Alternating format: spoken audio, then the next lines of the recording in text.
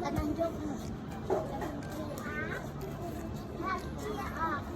ปลี่ยนสากใหม่แล้วมัน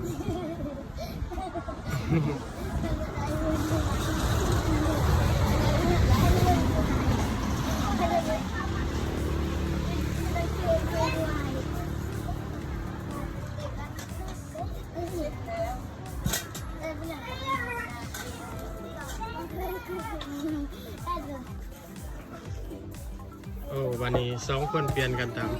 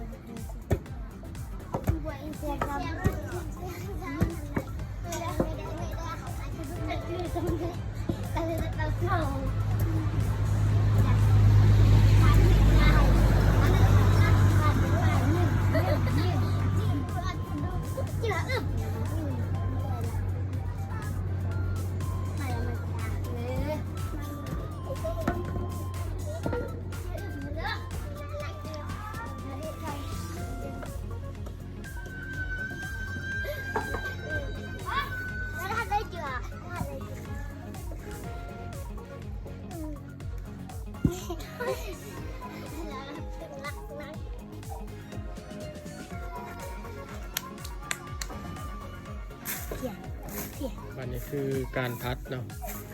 พัดเข้าแยกออกจากห้ามแกม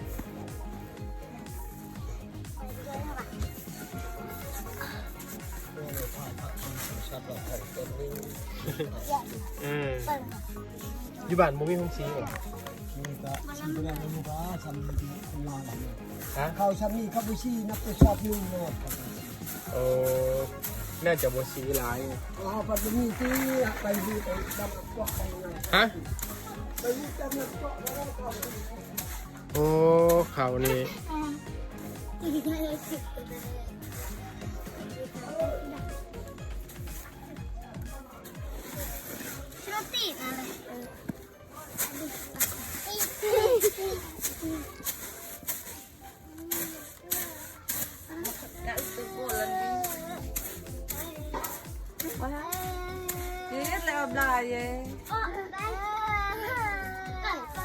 เขาไม่บ่นี่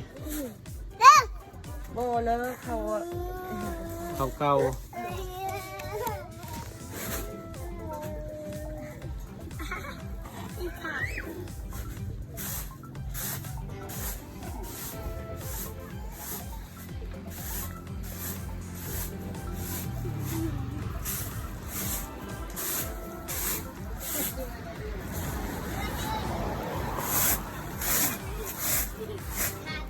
พี่มาพัดใกล้ๆกันพี่ไว้พี่มาพัดอยู่เบื้องนั้นนี่จะพัดอยู่เบื้องนั้นเด้อให้ได้หุ่นงาม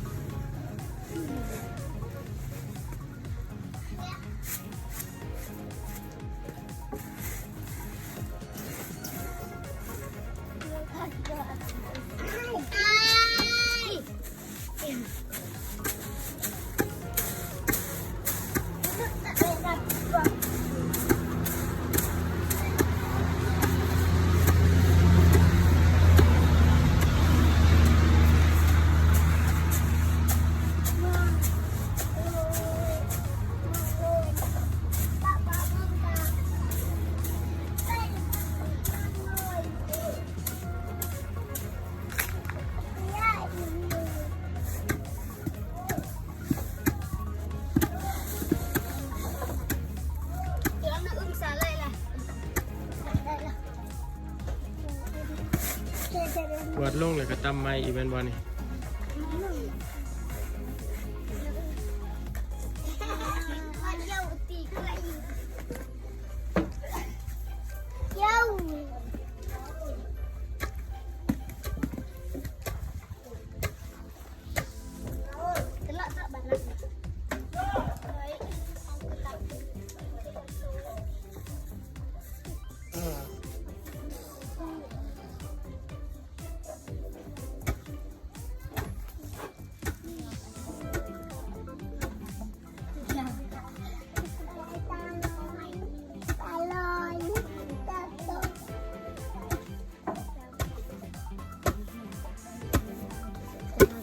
เดี๋ยวเป็นข้าวสารนะครับ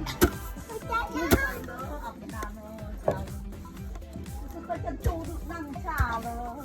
นั่งอะไรจะรอหิวเขาอะไรจะ ทายไปคนลาวลุมเบิงส่วนร้ายเพิ่นอยู่ตัวทั้งบ้านเพิ่นบ่เห็นเด้บ่ทุกยากดอกพวกเจ้าก็มีแหละ ยากก็นี่ลูกอ่ะก็ตีตัวก็ได้ทุกอย่างก็มีเงินชิวชอบแน่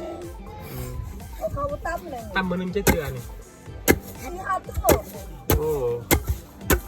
โอ๊ยเจ้าแค่สำหรับเราเนี่ยมันตัวเจ้า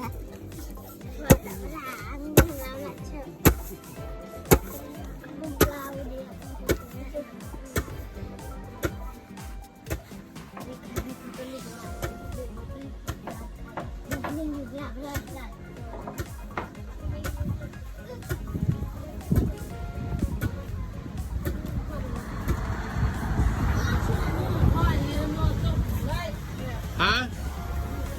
โอ้ยบ่ได้กิน บ่ได้กินงูเจ้า